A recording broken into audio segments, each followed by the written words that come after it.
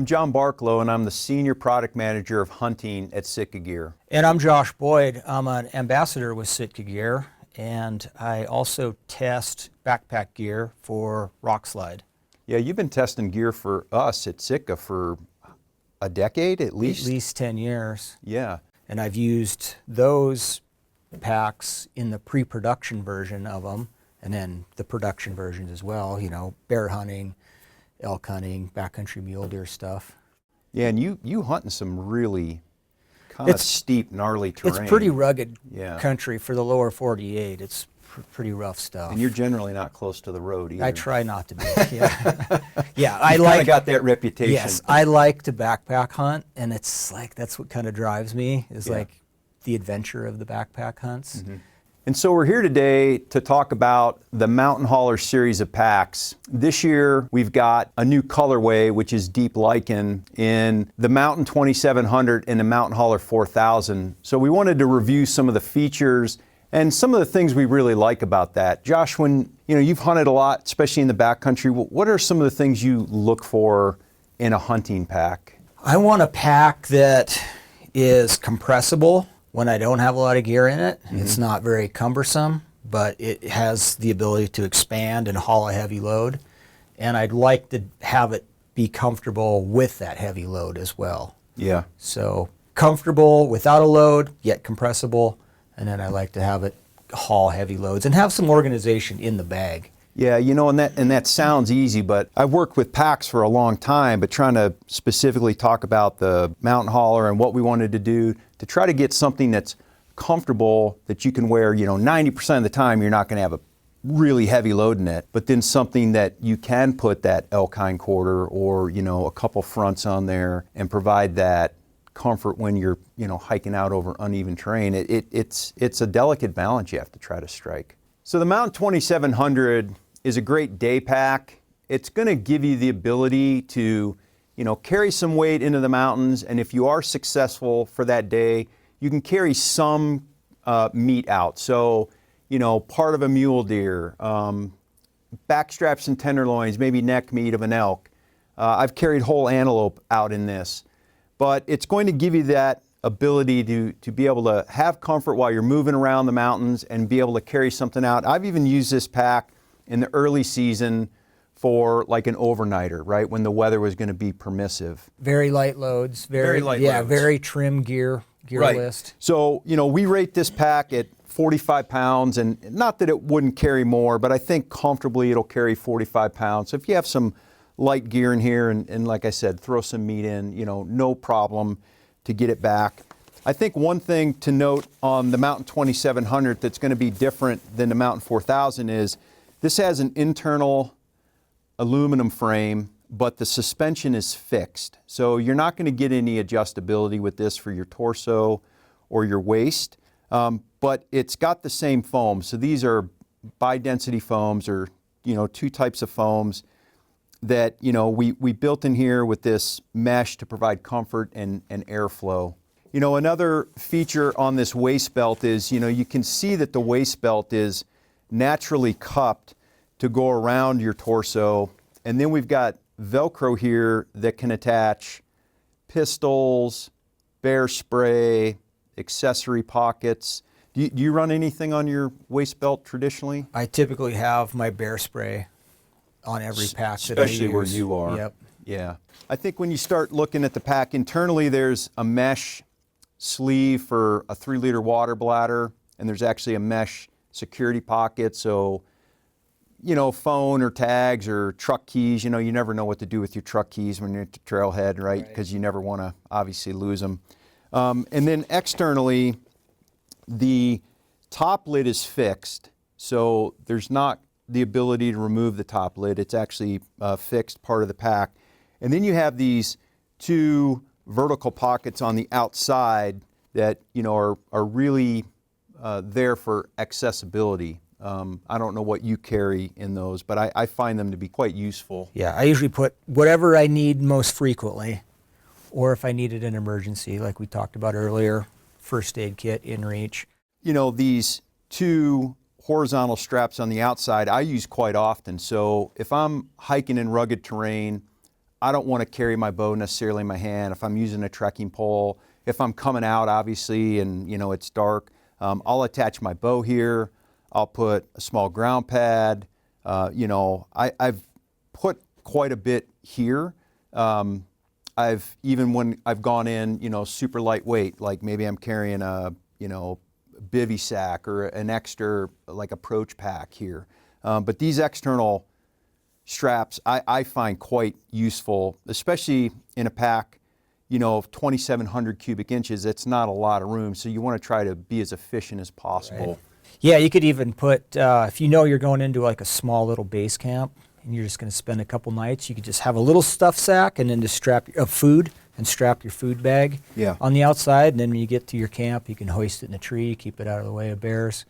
But yeah, you can strap light stuff on the outside, clothing, sit pads, stuff like that. Yep, and I think that's what we tried to do with all the mountain series of packs, is try to build in that versatility and allow the hunter to kind of take that, make it their own, use it how they use it, because not everybody's going to be, even where you and I live, different parts of Montana, the terrain is drastically different, and the distances we have to get to sometimes to go hunting can be different. So we wanted to make sure that we have that versatility for the person to kind of make it their own. Yeah.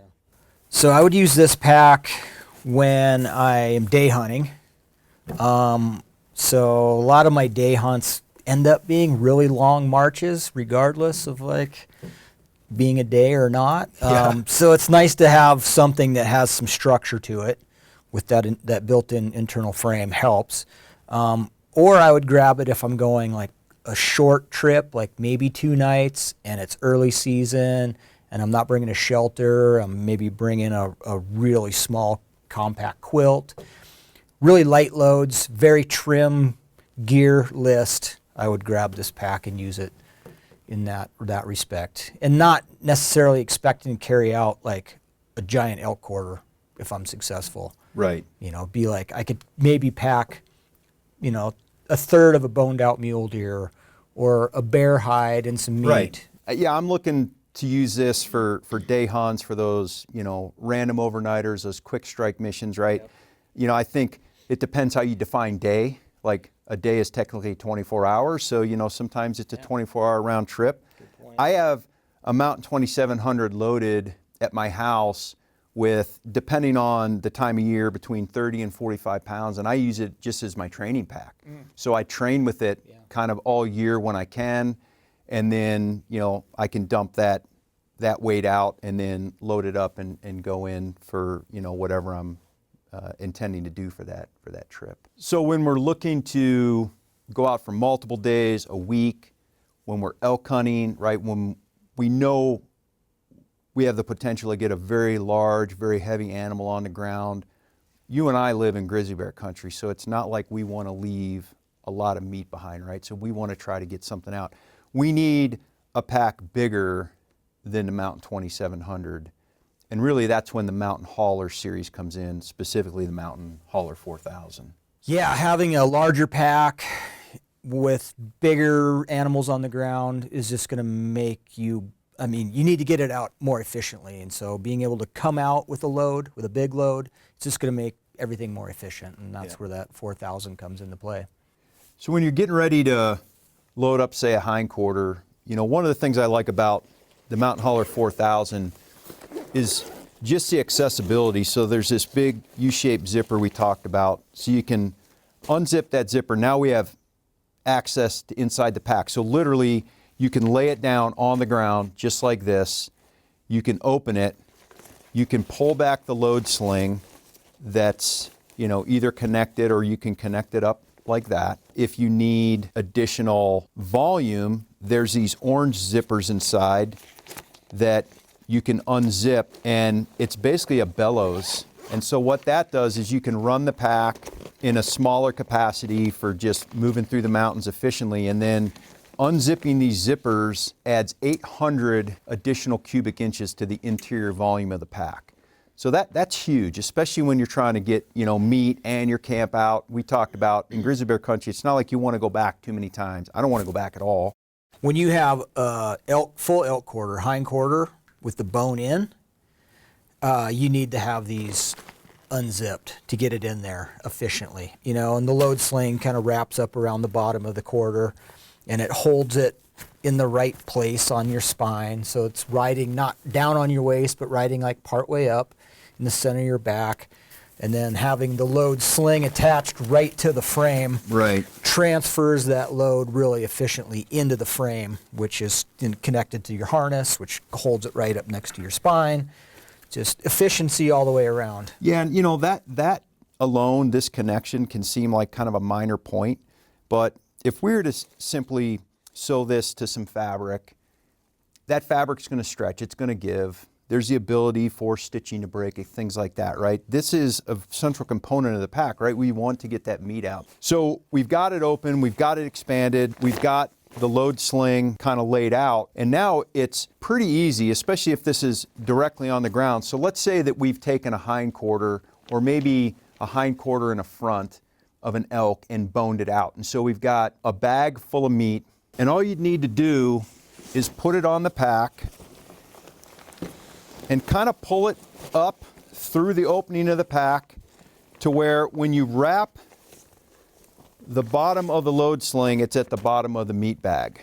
And then, as mentioned, everything in orange is really all we're concerned about right now to connect this meat. So if you feed these straps up through, want to help me there?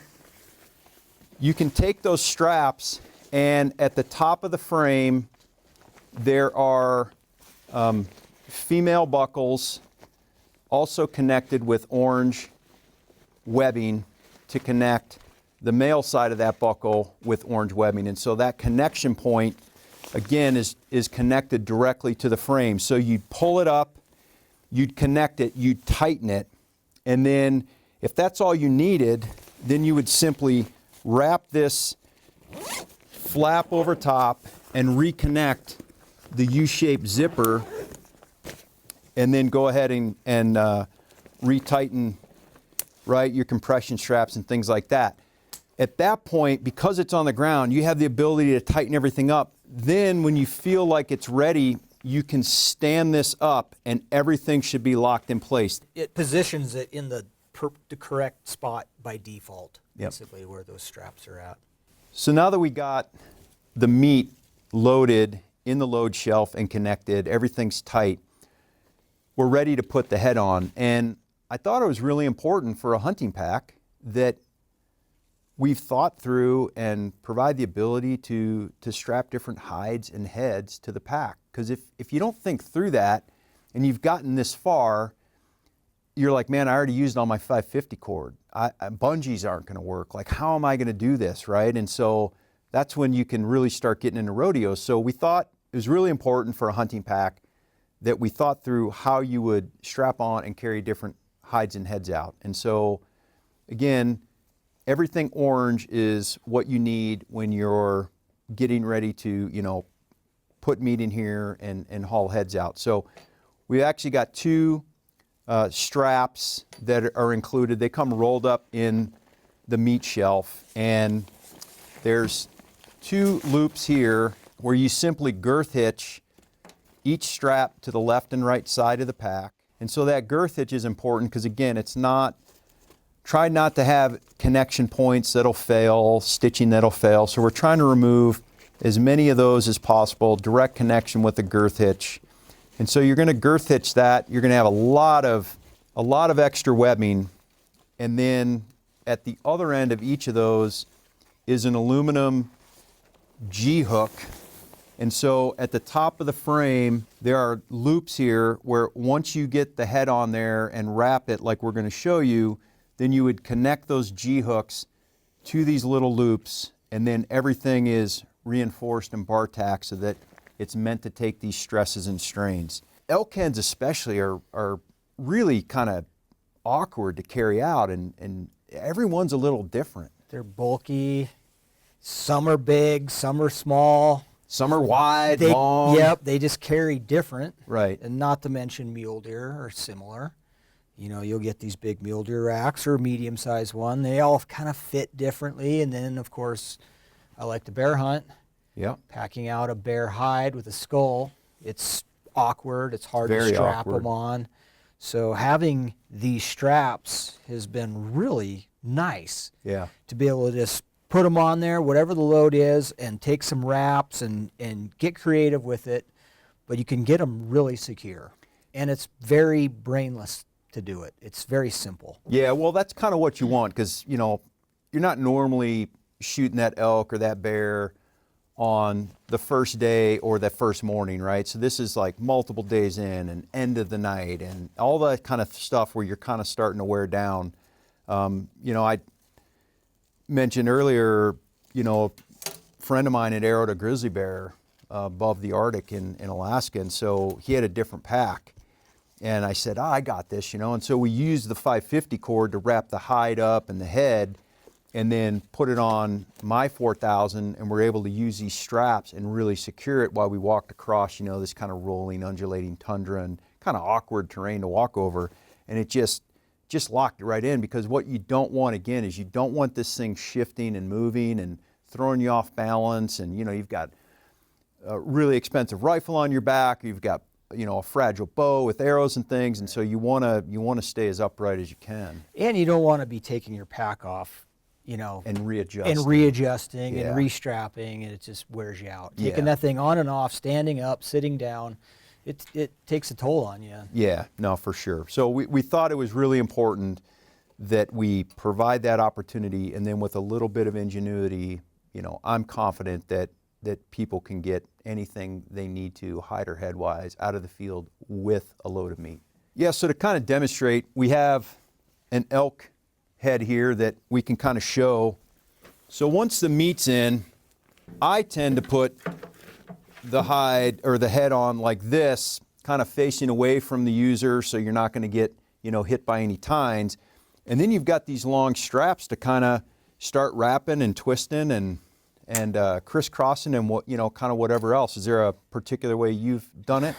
It doesn't seem like I do it the same way twice. Well, there's no head that's the same, right? Right. So they're all a little different. But I do like to take a couple good wraps I do as around well. around the beams, maybe up around the base, and get them cinched in tight, and then I can just get this wrapped underneath and clipped into the tab, and then just pull it snug. And then I'll do the same on the other side. Yeah, so I've done it before. One time where I carried a bull out with the hide to shoulder mount, and I was able to throw the hide here and crisscross the straps, and then use these compression straps to even hold that hide down in a game bag. So just start to use, you know, some of the horizontal compression straps on the back. Different animals, I've even used some of the side compression straps where, you know, maybe a tine just happens to go down the side of the pack. But these orange straps, to me, it's very intuitive when, you know, you're wore down and it's dark out. If everything's the same color strap and you don't know, man, you know, which brown strap or which black strap do I use, you know, to make it very intuitive to, you know, put it on there. And then if you need to tighten it, or certainly when you come to take it off, it's like super easy, because it's like, just orange straps to put it on, orange straps to take it off. Orange to orange, that makes sense. Yeah, crisscrossing them, I've done that quite a bit. Yep. So from my left side of the bag to the right and the opposite. But then having the lid too available sometimes kind of helps stabilize it all. You can, you know, get your lid on there, clip it on, and then use those straps to kind of like stabilize it just that last little bit. That's a great point, because I've actually used the lid quite often as that final, you know, you're like, man, now I thought through everything and it's perfect, and now I've got this lid. Well, the lid, it actually has extensions on each side, so if you need to extend that lid taller or slide it to the back of the pack to, you know, go over, you know, maybe a hide, right? Or to hold that head down in place. Like, all those little things are really important when you're, you know, struggling to get really awkward loads kind of out of the field from very remote locations. So speaking of awkward loads, it's springtime, it's here. People are out in the hills picking up elk sheds. Those are some really difficult loads to strap onto your pack. If I'm picking up more than one in a day, which is the goal, sometimes that doesn't happen, I like to bundle them together. I've used like these rubber Titan straps, Volet ski straps, kind of the same thing. I've also used duct tape, done the same thing, but get them into a big bundle, all kind of curved the same way, and then strap them on with the burrs kind of facing up and the tines and the beams facing down and sweeping away from you.